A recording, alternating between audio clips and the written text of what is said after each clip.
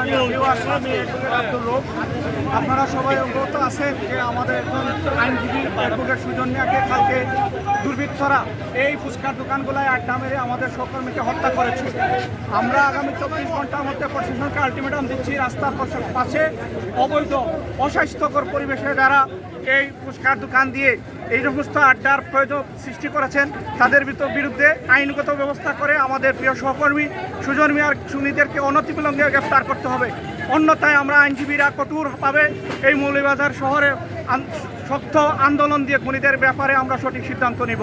আমরা প্রশাসনের কাছে অনুরোধ করছি, আমাদের প্রিয় ভাই সহকর্মী অ্যাডভোকেট সুজন মিয়াকে হারিয়ে আমরা খুবই শোকাহত।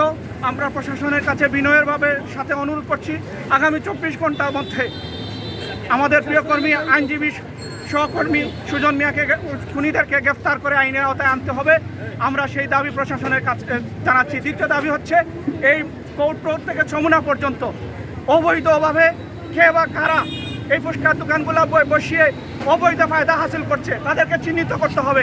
আগামী দিনে যেন রাস্তা চলাচলের ক্ষেত্রে এই সমস্ত অহেতুক আড্ডা, মাদক ব্যবসা, ফুচকার ব্যবসা, অস্বাস্থ্যকর পরিবেশে আমাদের ছাত্র সমাজ, আমাদের জনসমাজের স্বাস্থ্যকে থেকে ঝুঁকির সম্মুখে ফেলে না দেওয়া হয়।